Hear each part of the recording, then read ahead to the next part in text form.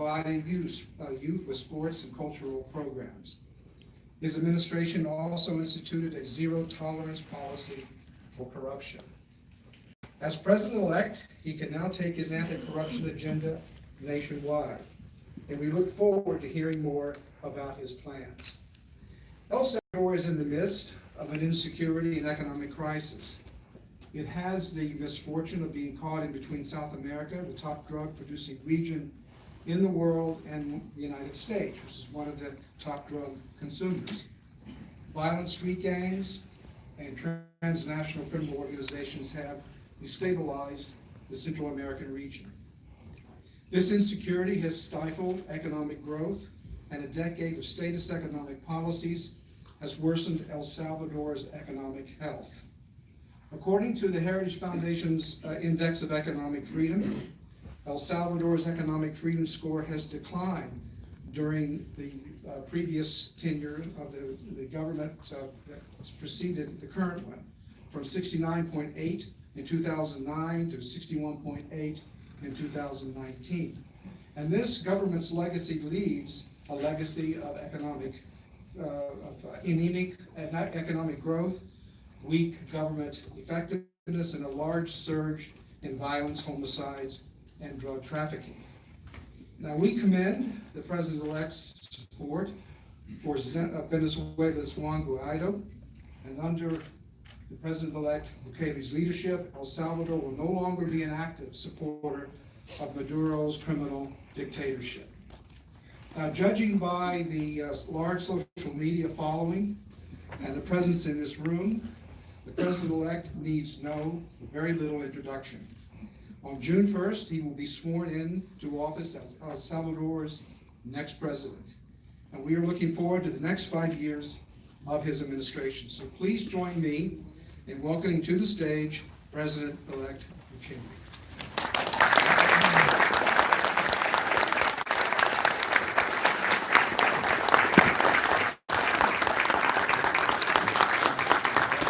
Use the Heritage Foundation to make your first public speech.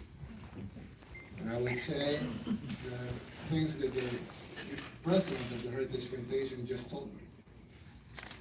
This is the most influential think tank in the world right now. And El Salvador needs the support of the most influential think tank in the world. So that's why we're here. And since we always say that in February 3rd, El Salvador turned the page in the post-war era. And there's some people say, how do you eat that? Or what does that mean? Everybody knows El Salvador had a war, a civil war. A 12-year-old civil war started in the 80s. It ended up in January 16, 1992, with the sign of the peace accords.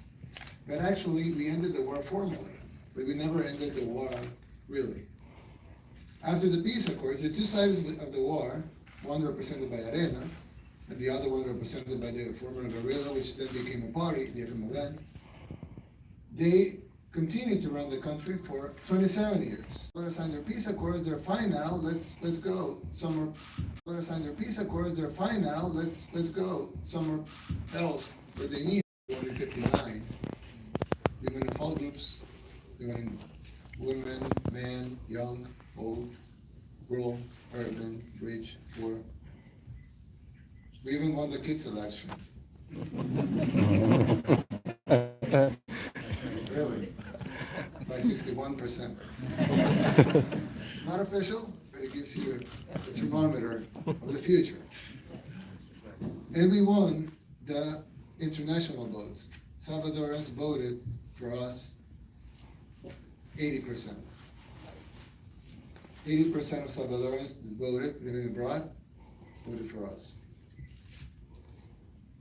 And we won to all of the other parties combined. If you add up all of the other parties, they will stay way shorter than what we achieved on February 3rd.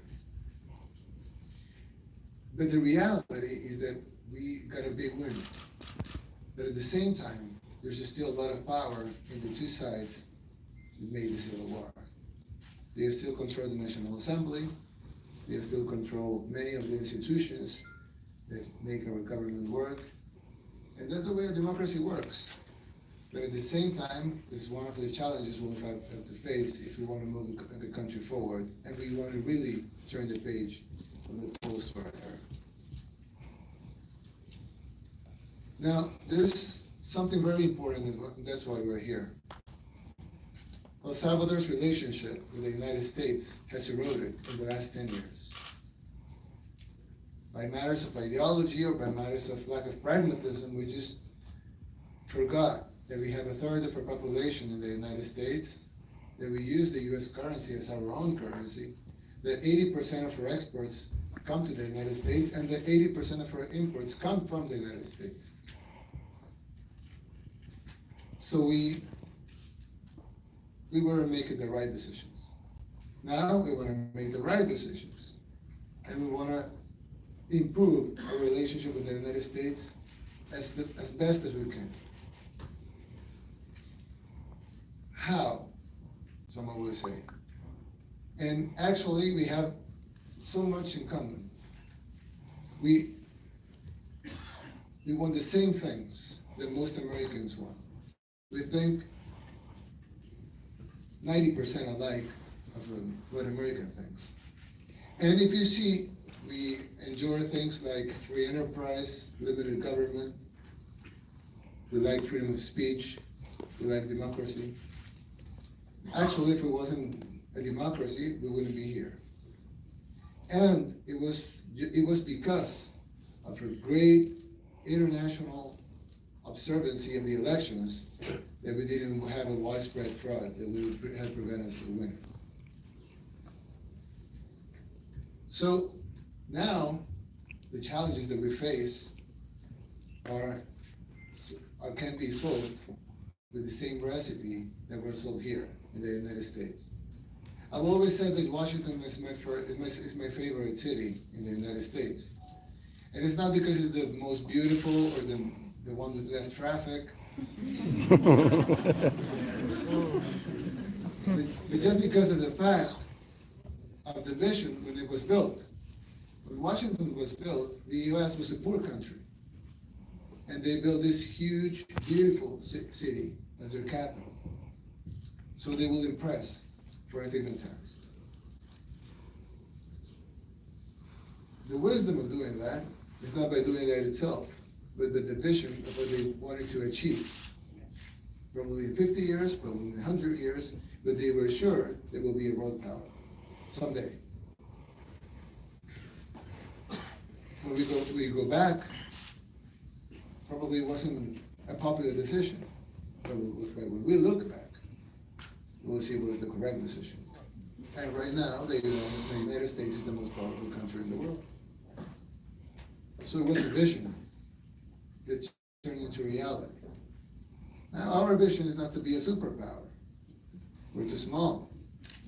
And our vision is to have opportunities, is to have security, is to disappear poverty, is to be an example for other third world countries that things can be better when you unite and use common sense to build a policy.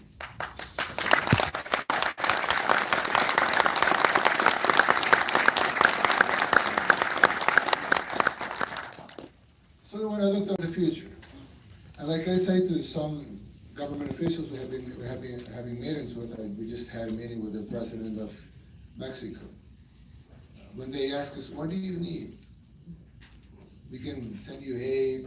How much aid do you need? Or are you expecting us to increase our aid? And I said, no, we're not expecting you to increase your aid. If you actually want to end it, we're fine with it. We don't want to be aid. We're going to be aided. We want to do business with you. If the US will buy 1% of the coffee it consumes, we will not be able to grow so much coffee for that demand.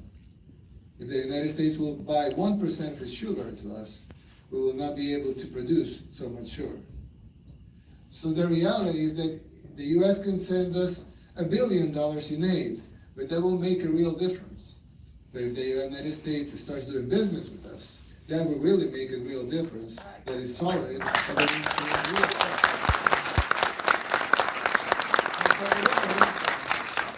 the Salvadorans are very, very hard-working people. And of course, any president of any country could come here and say the same thing, right?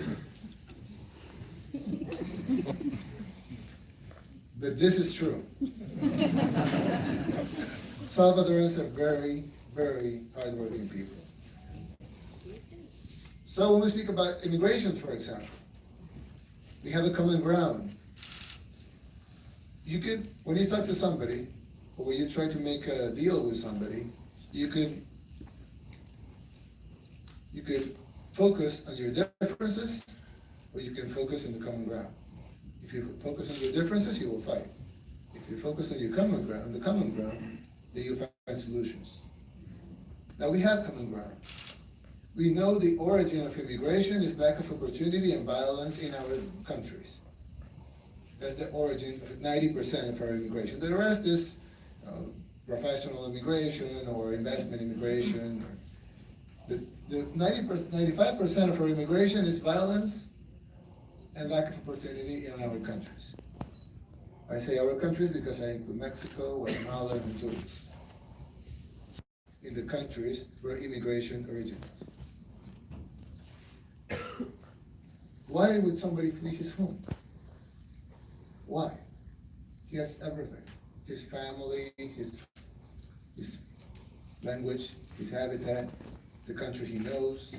Why would he flee? Cross through frontiers, a desert, possibility of being kidnapped, killed, raped, and then for the possibility of crossing a border with no papers and trying to find a job, an underpaid job, maybe 2, maybe 3 jobs. Why?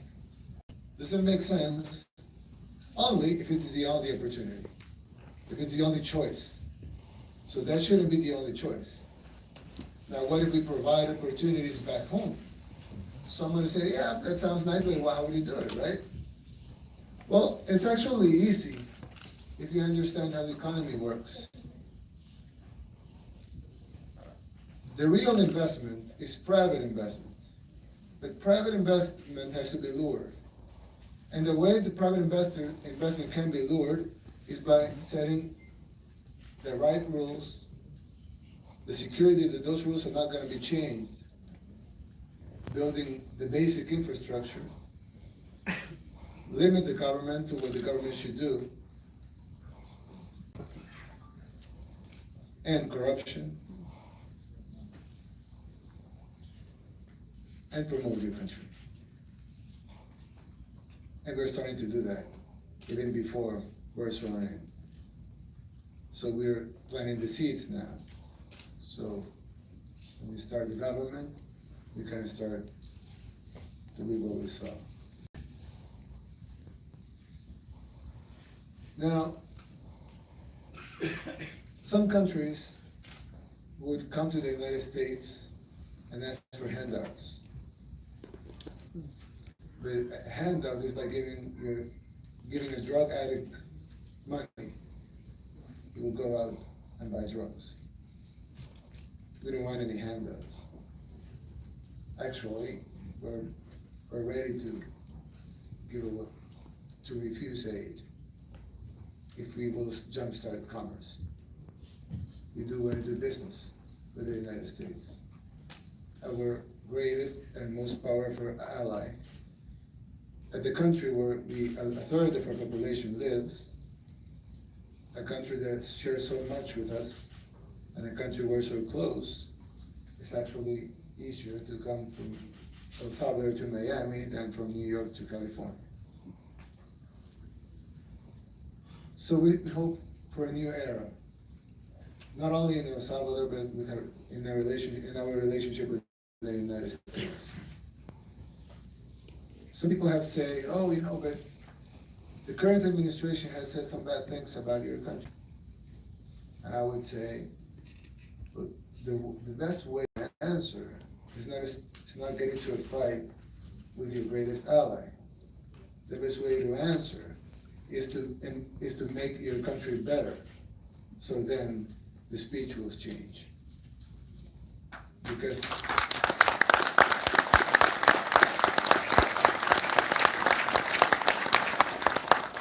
when we get mad at somebody criticizing us, we're not looking to ourselves.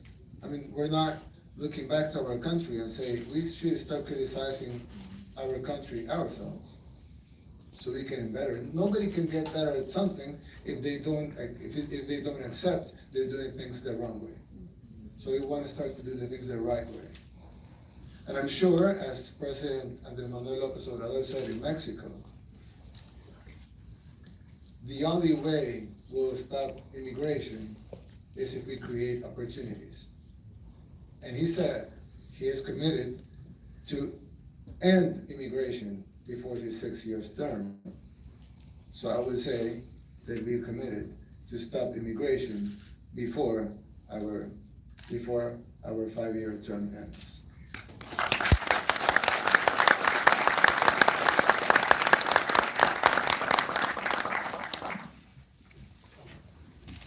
I haven't said that before, and I will say something that is also new. We're committed to stop 100% of the drug trafficking that comes through El Salvador to the United States.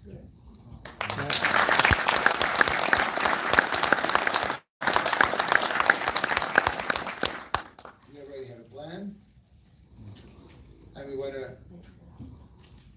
we will.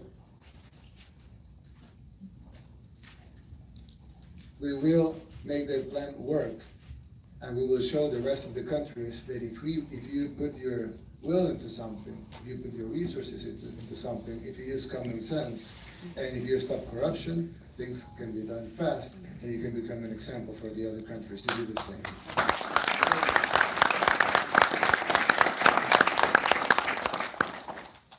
So then we become a real partner, a small one, but a real one.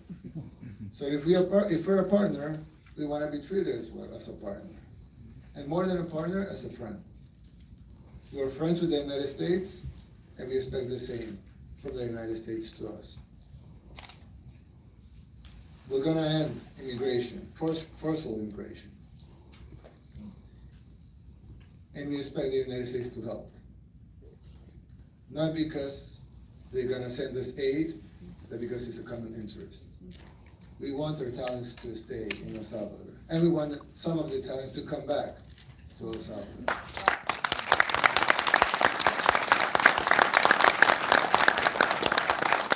Do you know how much a Salvadoran immigrant stays without a job? The average, the Salvadoran immigrant stays without a job in the United States, the amount of time? 12 hours. That's World Bank info. The average Salvadoran family earns $80,000 a year in the United States. Why? Because they're hardworking. They can work 2, 3 jobs. We want them people back.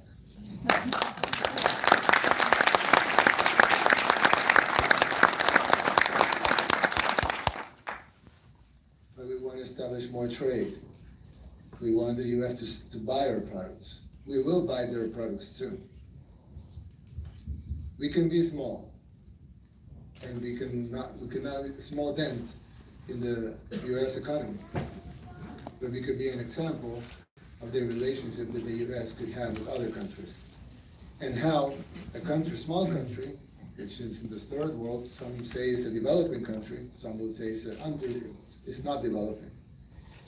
But the real thing is that we could show that El Salvador, with how it seems right now, it could be totally changed.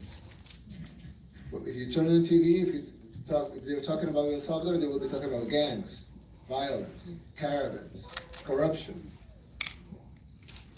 In 2 years from now, you will put the TV on, you will see El Salvador, they will be talking about surf, tourism, jobs, economic growth, a partner and an ally of the United States. So perception will change. because reality will have changed. Now, I think it's in the common interest of everybody, and we have shared this with US officials, the current administration, but also with, so why not the advantage of having the same goals? Actually, not achieving this will be a huge failure for us. So we have to achieve it. And like I said, just a couple of minutes ago before entering here, I said, when I'm out of office, I'll be 42. I don't know what to do then. I cannot run for anything, and I don't know. I don't want to write a book. So, but what I would want to do is to look back and see those 5 years I was in office as the years that El Salvador changed and put the country in the right path.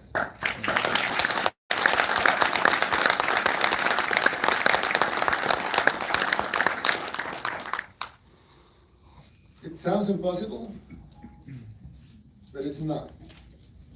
And with the help of God,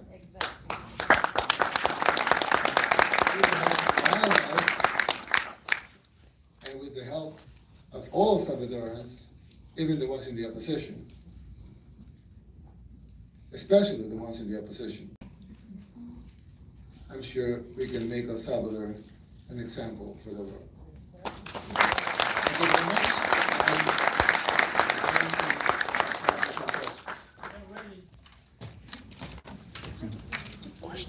Thank you She's so the much. best. Thank you so much for the remarks. And thank you so much for the new announcements and the new commitments. Hold on, I think I'm a little too close to your microphone. Let me walk away. On countering corruption, immigration, and economic development. I mean, these are issues that have broad bipartisan support. So, everybody in the audience, if you can state your nation you are affiliated with, keep your question form. The only person elect. So let's see, the gentleman right here with the red hat.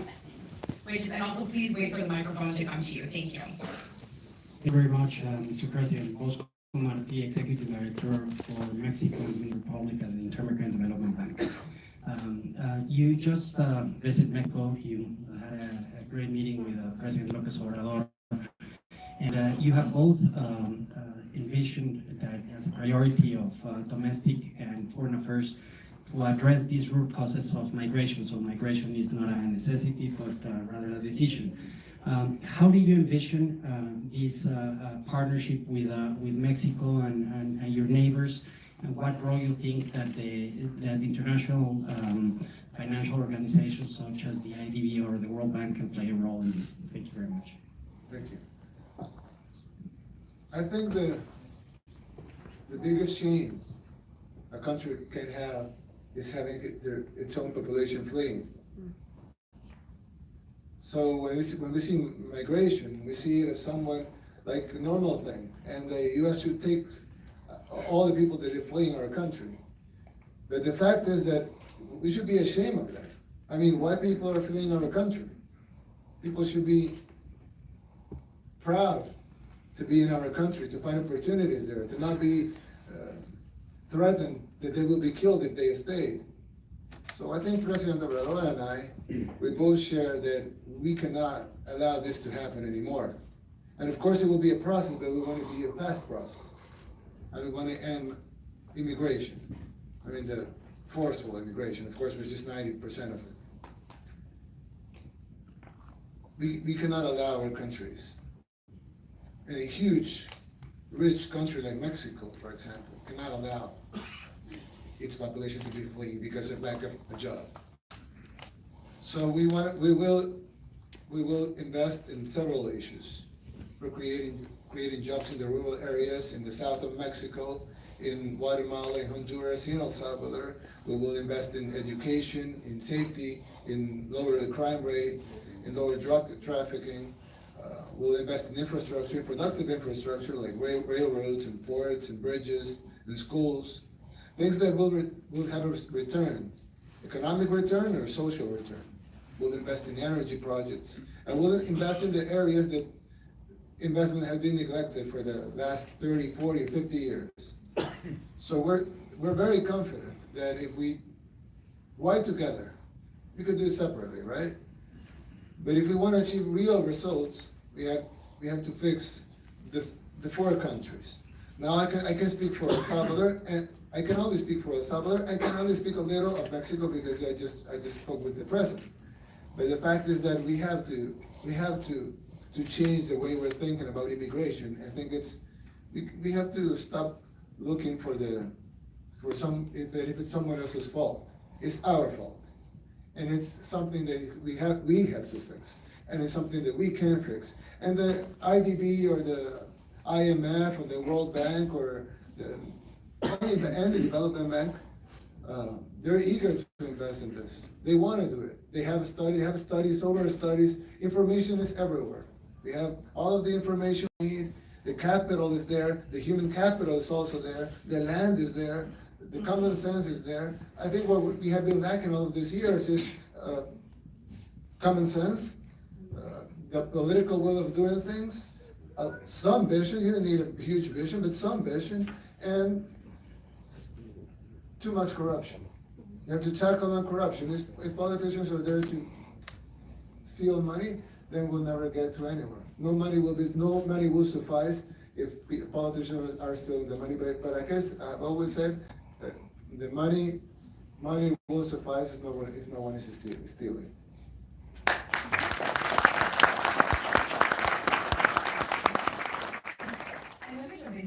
State moderator's prerogative. How do you plan on stopping politicians in El Salvador from not stealing money? How do you think that can be done? I would say, I will steal these words from President Obrador. When you clean the stairs, you clean them from the top down, not from the bottom up. So we'll start by the president not stealing. That's nice.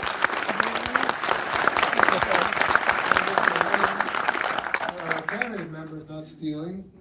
I cannot put my hands on fire for the 3,000 confidence positions that we have to fill in the government, but I put my hands on the fire for the people that we're going to put that will check that nobody's stealing, and if someone is, we'll bring him to the authorities, and we'll send all the documents and all the proofs, and let the authorities do their job. But we're not going to let people steal in the government, and we're going to put our own agency inside the government, and we're also calling for an international commission to help us in fighting corruption.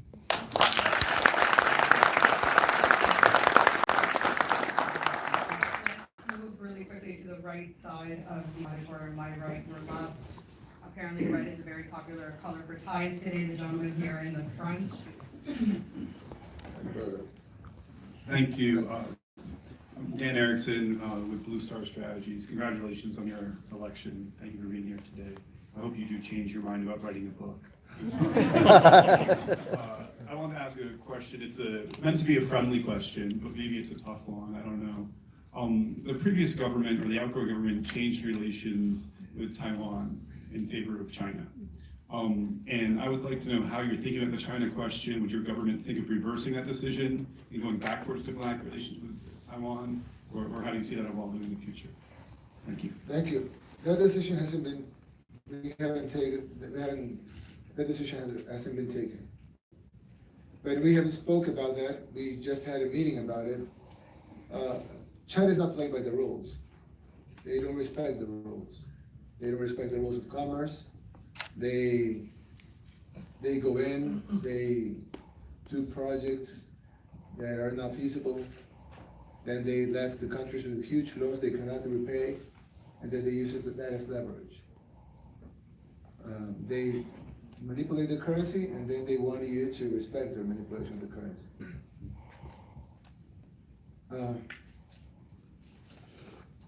They're not a democracy, which, I mean, this is not the only not democracy in the world, but they meddle into your democracy.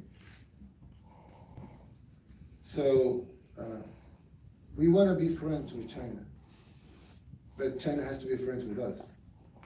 I mean, we don't mean money or investment, but respect. So what we are studying right now is that we want a relationship with China if it's based on respect. But right now, we haven't seen that from them. So we're starting that decision. I know it hasn't happened in the last 30 years. No country has turned away in their relationship with China, with the second biggest economy in the world. And they say, in the meeting that we had earlier, they say, like, you need a little courage to stand to China. But the fact is that we're not standing to China. We're just demanding respect.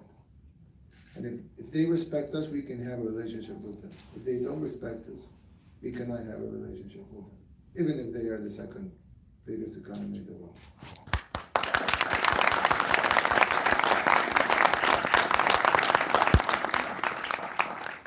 Now over to this side of the room, gentlemen in the yellow tie, please. President-elect Steve Johnson from the International Republican Institute. I actually, my wife and my two boys lived in El Salvador some years ago, and we can remember in the 1980s and the 1990s that El Salvador was the economic engine of Central America. And you mentioned jump-starting the economy with increased trade with the United States, but part of that involves building capacity within your own country and recuperating the manufacturing and the innovation and the creativity that your country once had. As a businessman yourself, how would you do that? By letting the people that can do it, do it. One thing that governments tend to get confused is to thinking that they can create all that creativity and productivity, and they can't, just because of the fact that the way the government works. Government is supposed to facilitate that people have their own creativity and ingenuity, and they jumpstart the economy. For example, right now, we have in a bottleneck almost $10 billion in investment in El Salvador. So we just have to remove the bottleneck and $10 billion will flow. Right now, OPEC, which we have a meeting on Friday, has pledged to invest $5.8 billion in the three countries of the Guatemala, Honduras, and El Salvador. So you get a chunk of it. 1 billion, 2 billion, it depends on your projects. It depends on the project, the private sector that want to invest in El Salvador. So these are loans for the private sector, not for the government. So government must provide some things. For example, we want to promote surfing. We have one of the best surfing beaches in the world, then we don't have the infrastructure. So hotel chains cannot go because they didn't have sanitation of water, they didn't have good roads, they didn't have good electricity. But we already have the most difficult things to have, which are the waves. To build a road, some of the power line, and the water sewage, I mean, that should be common sense. We can do that. And let the hotels and let the restaurants and the surf shops and the diving shops, let them have their own creativity to put their businesses there and grow and fight for the clients, and let the business sector do what the business sector does, which is grow the economy, hire people, invest more if they do good, do good things and try to be more creative. So someone wants to invest in surfing, hotels, or anything, it will require some government investment, like everything, police, security. They will do that, and at the end of the time, I'm sure that tourism will be a booming industry in El Salvador, and a couple of years from now, we will start saying again that El Salvador is the motor of Central America.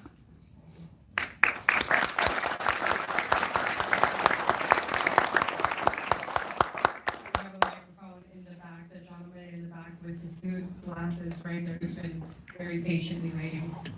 Thank you very much. Alexander Kravitz from Insight. Thank you for your remarks, Mr. President-elect. As a Salvadoran, I want to congratulate you on your remarkable, indeed historic electoral win. And I think that even Salvadorans that did not support you in the election, you have generated support you in the election. You have generated great hope and expectations that we'll be able to move El Salvador in a new direction, as you said, and also to here. We only have time for one question, just to be considerate of the audience. One question. So I'll go to the second question about El Salvador. Would you be willing to consider naming former government officials or former officials from Arena or FMLN administrations to your new cabinet? Thank you. More than that, I think it's important that if we want to turn the page in the post-war era, we have to turn the page, we have to start turning the page ourselves.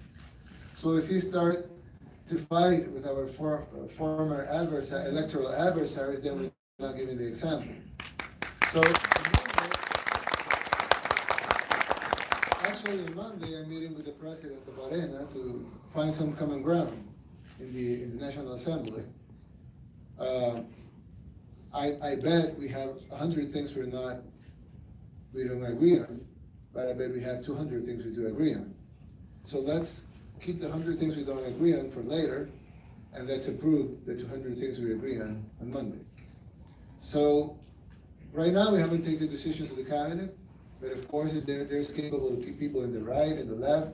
And for us, I think we transcend, our movement transcends ideology. I mean, I don't consider myself on the right or the left.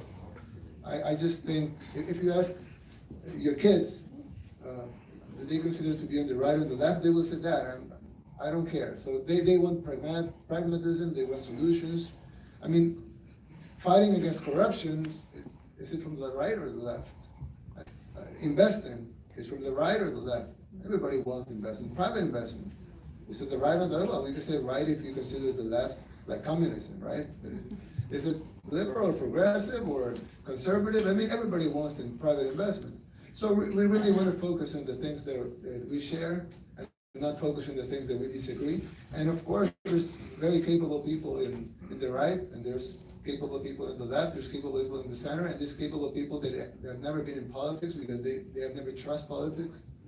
But now they're beginning to try and trust and be confident that our country can improve and be better. So of course, all on board. If there's good people that want to serve their country, jump in.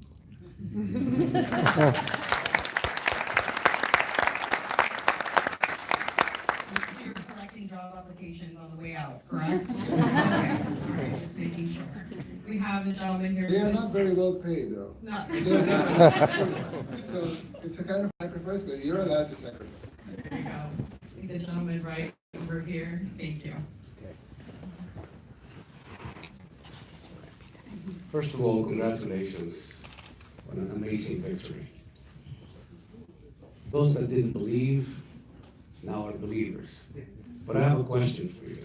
Can you have your name and your Yes, organization? my name is Thank Mario you. Velasquez. I'm a senior consultant with the Southwest Voter Registration and Education Project in the Southwest of the US. So my question is about impunity.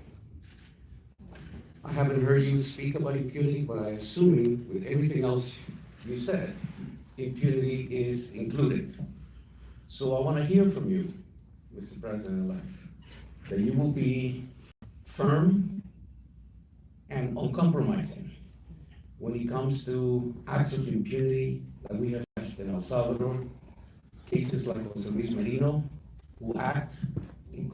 I think that history has shown us that corruption is on the left and on the right. We have seen these examples in the 20 years Arena governed, and we have seen the same examples in the 10 years FMLN governed. We will not tolerate impunity. And that's a fair answer. We will not tolerate impunity, we will not tolerate corruption. And we are so committed to that that we are calling for an international commission to help us do it. Why? Because an international commission is at a lesser risk to be corrupted than a national one. Because they come from another place. They didn't have connections in our country, and they have a clear mandate and legitimacy. So we're calling for an international anti-corruption and anti-impunity commission to come to El Salvador, and of course we're not going to protect anybody. And you mentioned names from one party, but if it's from our party, it's the same. No corruption and no impunity, no matter where it comes from.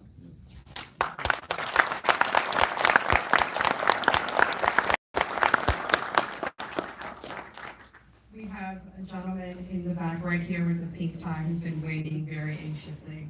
Thank you. Congratulations, Mr. President-elect, on a very historic and unprecedented break of the bipartisanship in El Salvador. My name is Saul Diaz. I am a radiation therapist at Mary Washington Healthcare. And my question to you comes from the comment that you made that Salvadorans are one of the most hardworking people that you know, and I do not agree more on that statement. My question to you is, what will your administration be doing to try to attract all the talent that has unfortunately left the nation in terms of coming back and contributing to the economy and the society itself? I left the country due to the lack of opportunity. My family and I did when I was a child. And through all adversity, I have fought very hard, and I am now a professional in the healthcare industry. So I am very interested to know your position on what your administration will be doing to give an incentive to all the professionals that are around the world that would want to come back to the country and contribute. Thank you. 2 years ago, the government was doing some things that were not good. And some people in the opposition started calling for young people to come out to the streets and stop them. Nobody showed up. Crowds were 10, 15, 20 people. That's not even a crowd. And politicians and analysts and TV started asking, why do young people don't come out? They should go out. And I said, young people will go out when they are inspired. They will not go out when they are to be used. So when we won the elections, a lot of tens of thousands of young people get out. See, they're inspiring that. So the way of attracting people is not by giving a subsidy or guaranteeing a job, because they already have one here and probably better paid, but trying to inspire them to do something good for their country. I've spoken with thousands of Salvadorans living here in Washington, in the DMV area, in California, in Boston, in New York. And they told me different stories. Like, I want to put my business over there, but I'm afraid I will be rented by the Maras. Or I want to go back there, but I don't know if I find a job. Or I want to retire there because my retirement will give me more for my buck in El Salvador than it gives me here. But I'm afraid of what I will find over there. And I've heard also, I'll one day you're promising. So the fact is that one thing brings the other, like the chicken and the egg. But the real thing is that what can make that happen is inspiring people. And I bet not only Salvadorans will go, but also people from all over the world. Because when you see something that is inspiring, I think that you can build. I think that you can be part of that history. You will be eager to do it, even if you sacrifice a couple of bucks. But you will see that you're doing something important. And a lot of people want to do something important in their lives. I mean, I could stay as a businessman, I could earn more money than the president's salary. But the fact is that I wanted to do a change. Our ministers are not getting overpaid like they were getting in the previous government, or the actual government. So their salaries are not that high, but I bet there's thousands of people that want to do that job because they want to change their country. So I'm sure in the 3 million Salvadorans living abroad, if we find 5%, that's 150,000 people, 150,000 talents, 150,000 hardworking people with a dream and with hope that they can rebuild our country and make an example of the world.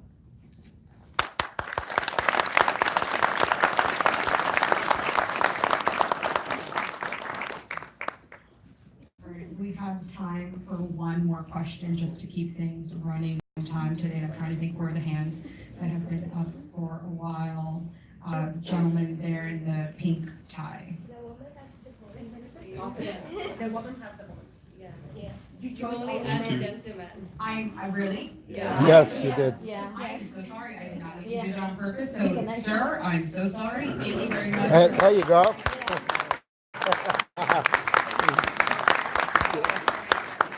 Thank you. Let's do that. Can you speak a few words in Spanish, please? That would be great for the media. Good. Okay, we'll have her ask a question, and then we can do that afterwards to Thank you. keep things on time, thank you.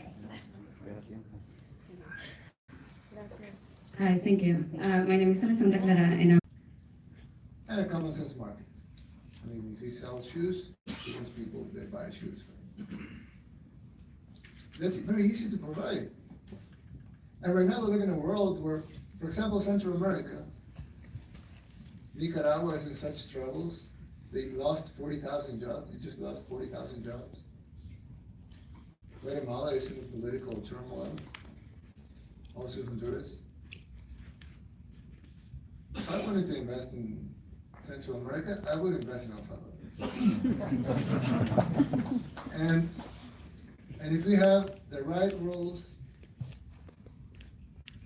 people are confident that we're not changing them. We increase our security, our physical security, and we change the topic of the conversation, because right now conversation is caravans, it's immigration, maras. If we change the topic of conversation to positive things, even in those issues, I mean, we can talk about those issues, but in a positive way, because things are changing to the positive things. I'm sure, and this, I mean, mark my words, I'm sure we will have a boom in private investment in El Salvador in the next months, just by showing our willingness to work with them and our acceptance of the importance of private sector investment.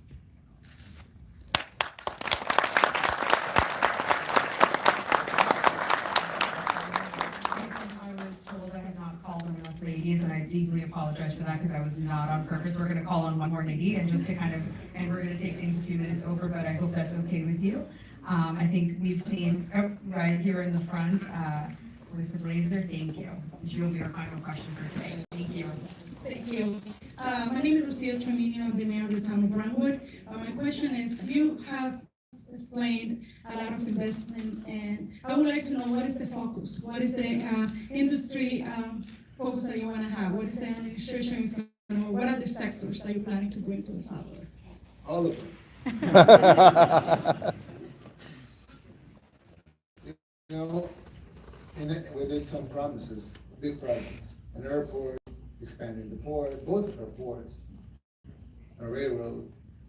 And people were saying, we don't have money for those types of projects. They're too big, and we need other things. And I say, imagine an island, right? You have an island, a historic island. We just found an island. And we said, let's build a country in that island. That island has enough land and natural resources to build a country. Okay, now there you have $10 billion to build the country. And you have 200,000 people to build your country. So 200,000 people and $10 billion. What you will do? What's the first thing you would do? A port, right? And an airport. And then a government center, and roads, and hospital, and schools. And then a power plant. And an area for industry, agriculture, tourism. You find the best beaches and you do the tourism over there. And then you start building an economy and a country in an island that works. The other way is the way that was proposed by our electoral adversaries. Spend the $10 billion.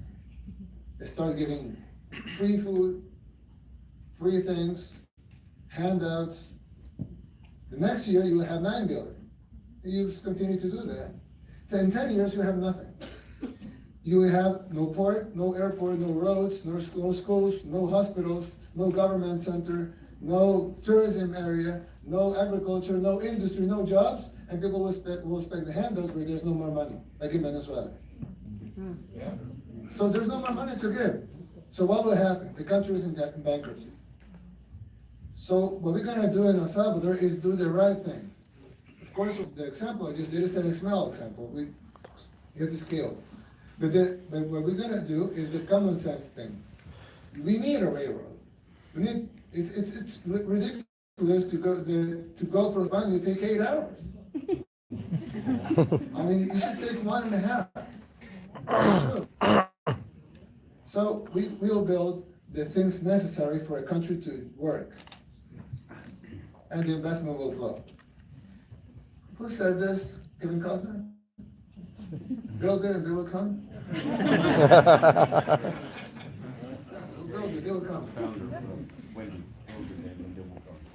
Okay. I'm pretty sure that's the first time at a heritage event where we're closing on either a Kevin Costner or a Wendy's founder. But with that, sir, on behalf of the Heritage Foundation, we deeply appreciate you coming here and delivering your remarks. I mean, I can tell you this, I've been at Heritage about 5 years. This is the largest crowd I have seen because we also have an overflow room downstairs. And we have thousands of people watching online. So if everybody in the audience can please join me in thanking the President-elect.